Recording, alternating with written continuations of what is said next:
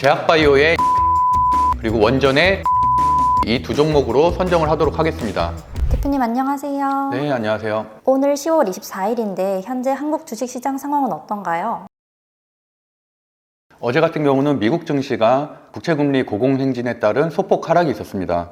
보시면은 다우존스가 0.96% 하락 마감했지만 그래도 아래 꼬리를 달면서 강한 흐름을 보이고 있고, 나스닥은 역사상 최고가를 앞두고 있는데 2%밖에 남지 않았거든요. 마찬가지로 나스닥도 1.6% 하락은 했지만 아래 꼬리를 크게 달면서 어느 정도 지지세를 확보하는 모습입니다. 거기에 비해서 한국 증시 같은 경우는 삼각 수렴 형태로 이평선 수렴을 거치는 과정을 겪고 있었거든요. 그러다가 이제 다음 주에 금투세 유예가 결정이 되거나 폐지가 결정되면 상방으로 갈지 하방으로 갈지가 결정되는 순간이었는데, 이번 주 화요일에 안타깝게도 장대 음봉이 뜨면서 이 삼각 수렴의 하단을 깨는 그런 안 좋은 시그널이 나왔습니다. 그럼에도 불구하고 어제 같은 경우는 다행히도 또 반등하는 모습이었거든요.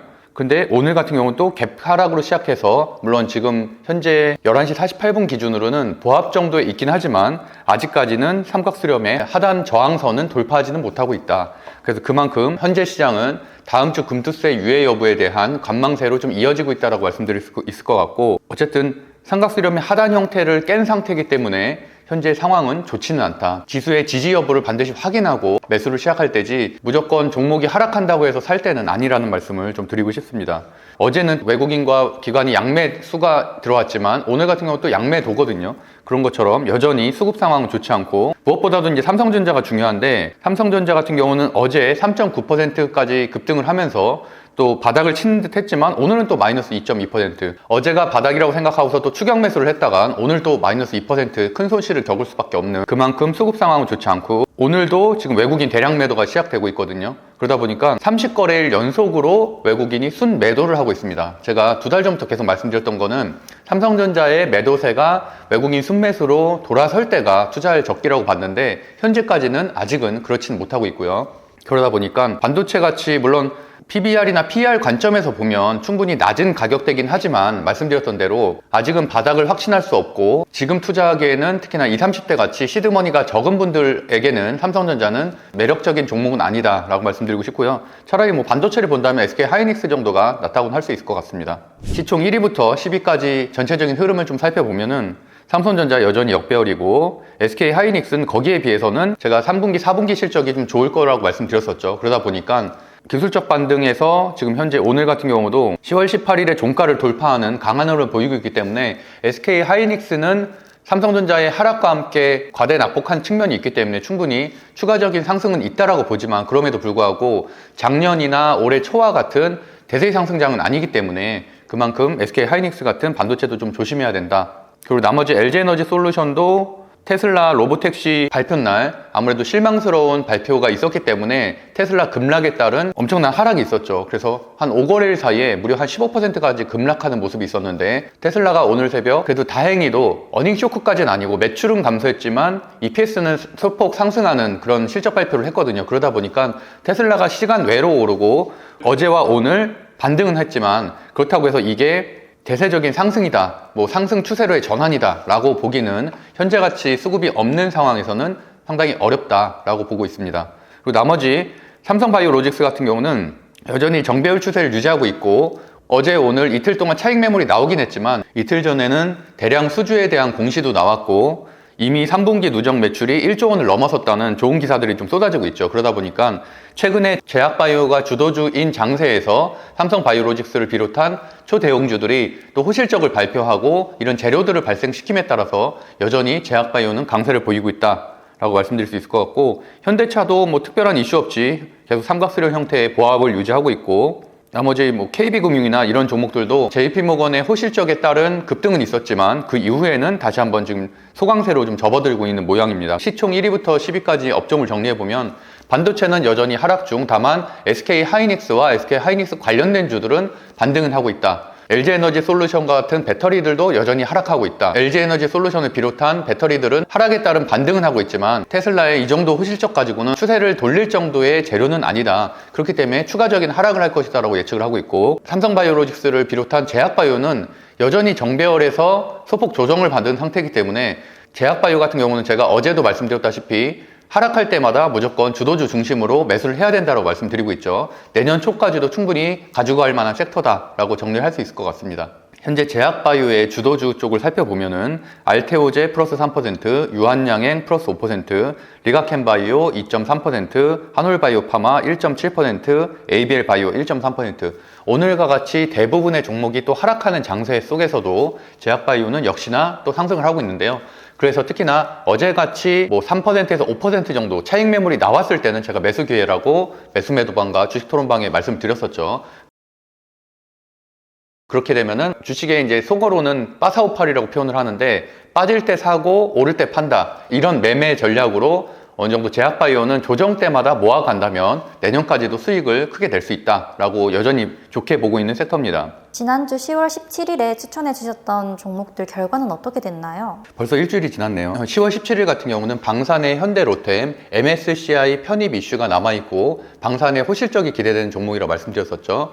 그리고 미용기기 섹터의 휴젤 이 두 종목을 추천했었는데 현대로템 같은 경우는 아쉽게도 다음날 1% 상승은 했지만 보합세를 유지하다가 현재는 약 한 5% 정도 하락한 상황이고 휴젤과 같은 경우도 다음날부터 시작해서 약 7% 정도 하락한 상황입니다. 그럼에도 불구하고 현대로템과 휴젤은 실적주라고 말씀드렸고 오히려 이렇게 하락할 때마다 21선 지지를 확인하고서 분할 매수를 해야 된다고 말씀드렸었죠. 그렇기 때문에 오히려 지난주에 못 샀던 분들은 지금 사기에도 충분히 좋은 종목들이고 특히나 현대로템 같은 경우는 방산주들이 3달 내내 강세를 보이다가 신고가를 계속 돌파를 하다가 이번 주에서야 이제 차익 매물이 나오기 시작을 했거든요. 그럼에도 불구하고 여전히 북한의 러시아 우크라이나 전쟁 참전 등 중동 이슈가 계속되고 있기 때문에 방산주에 대한 재료의 지속성은 여전히 강세라고 보고 있고 특히나 3분기와 4분기 호실적이 예상되기 때문에 특히나 거기다가 MSCI 편입 이슈까지 있는 현대로템은 충분히 하락할 때마다 분할 매수로 모아가면 좋은 수익을 낼 수 있는 좋은 종목이라고 생각하고 있습니다. 결과를 살펴보면 현대로템서부터 시작해서 삼성바이오로직스까지 5주 동안 추천했었던 10종목 모두 다 상승을 했었잖아요. 결과론적으로 따지면 결국은 이런 종목들이 단기적으로 일주일 내는 하락할 수 있겠지만 한 달을 본다면 실적주들은 결국엔 오르더라 라는 게 제가 지난 4년 동안 방송해온 결과라고 할 수 있을 것 같습니다. 오늘 10월 24일 기준으로 오를 만한 종목 2가지만 추천해 주세요. 네, 일단 전제해야 될 것은 국정감사 기간인 내일까지는 금투세에 대한 논의를 하지 않겠다라고 말했죠. 그렇기 때문에 이번 주 금요일까지는 시장이 여전히 상승과 하락을 반복하면서 약세일 가능성이 높습니다. 다만 다음 주에 금투세 이슈가 유예든 폐지든 결정이 되게 되면 당연히 폐지가 된다면 저는 2,700도 충분히 돌파할 수 있을 것이라고 보기 때문에 그때쯤에는 주가의 방향성이 결정된다는 말도 다시 한번 드리겠고 그렇게 된다면 현재 제약바이오 강세장에서 아무래도 그 수급들이 반도체라든지 배터리라든지 그동안 못 올랐었던 엔터나 조선해양이나 뭐 방산이나 이런 종목들로 다시 분산이 되겠죠. 그럼에도 불구하고 현재로서는 그래도 실적이 확실하거나 재료가 확실한 종목을 좀 추천해야 된다고 생각을 하기 때문에 첫 번째 종목은 제가 3달 전부터 정말 많이 추천드렸었던 유한양행을 다시 한번 선택을 했고요. 유한양행과 같은 경우는 제약바이오에선 제가 실적 원탑이라고 3년 내내 말씀드렸던 종목입니다. 유한양행을 수제재차 종목선정법으로 분석을 해보면 투자자 수급 동향을 보면 15일, 18일, 21일 그리고 오늘까지도 기간 외국인 양매수가 들어오고 있다는 걸 알 수 있고요. 꾸준한 수급이 계속 들어오고 있는 종목이고 재무제표를 보면은 3년 연속 매출액 상승, 3년 연속 영업이익 상승, 영업이익률도 5%대의 실적주고 재료로 살펴보면은 국내 항암제 최초의 FDA 승인이라는 그 강력한 재료가 8월 28일 20%대 급등이라는 장대 양봉으로 나온 이후에는 그 장대 양봉이 훼손되지 않은 상태에서 계속 유지가 되고 있는 상황이고요. 그래서 비중을 줄이는 구간은 8월 28일에 종가 기준인 13만 5,500원을 잡으시면 될 것 같고 그 다음에 마지막으로 차트 분석으로 봤을 때는 2018년도부터 16년간 유지해온 박스권을 올해 FDA 승인이라는 그런 강력한 재료로 돌파를 했기 때문에 올해 2배 정도 오르긴 했지만 오히려 2025년엔 현재의 기대치를 넘어서서 숫자가 찍히는 해기 때문에 실적이 구체화되는 25년에는 추가적인 주가 상승이 충분히 있을 것이라고 보고 있고 항상 말씀드리다시피 금리 인하의 가장 큰 수혜주는 제약바이오 업종입니다. 그렇기 때문에 특히나 유한양행을 비롯해서 뭐 삼성바이오로직스, 한올바이오파마처럼 초대형주 또는 중형주에서도 실적들이 찍히는 종목들을 중심으로 추가적인 상승이 있을 것이다라고 보고 있고 그렇기 때문에 이런 종목들은 하락할 때마다 분할 매수로 한 3개월 이상 모아가게 되면 충분한 수익을 거둘 수 있을 것이라고 보고 있습니다. 두 번째 종목은 원전의 두산에너빌리티인데요. 사실 원전 섹터 같은 경우는 이번 달에도 많은 재료들이 좀 발생을 하긴 했지만 개인적으로 선호하지는 않는 업종입니다. 왜냐하면 지난 대선 때 탈원전 정책으로 인해서 굉장히 급등한 테마주 측면이 좀 강하기 때문에 사실 실적보다는 아무래도 테마주 측면이 강하거든요. 그럼에도 불구하고 두산에너빌리티를 선정한 이유는 두산에너빌리티는 최근에 인적 분할에 대한 발표를 했고, 인적 분할을 통해서 새로운 회사를 신설한 후에 두산로보틱스를 인수합병하겠다는 그런 계획들을 밝혔기 때문에 기본적으로 주식의 재료들 중에서 호재 중에 하나인 인적 분할 이슈가 발생을 했기 때문에 원전의 수주 재료와 더불어서 인적 분할 재료가 있는 두산에너빌리티를 선정을 했습니다. 투자자 수급 동향을 보면 14일, 15일, 16일, 17일 그리고 오늘까지 양매수가 강력하게 들어오고 있다는 것이 보이고, 재무제표를 살펴보면은 매출액은 23년보다는 소폭 감소했고 영업이익도 소폭 감소했기 때문에 실적주라고 보기는 어렵지만 영업이익률은 7%대를 유지하고 있고, 대신에 재료로 봤을 때는 오늘과 같은 경우도 카자흐 발전 산업 협력 MOU라는 가벼운 재료가 발생을 했고, 원전 수출에 대한 기대감도 높아지고 있는 상황입니다. 거기에 차트를 살펴보면 21년도 초부터 약 4년간 박스권을 형성하고 있는 상태인데, 이 해당 고점의 돌파 시도가 25,000원대 가격대에서 다시 한번 이뤄질 가능성이 있기 때문에 이것을 돌파하게 된다면은 다시 전고점 3만원대로 갈 가능성이 굉장히 높다고 보고 있습니다.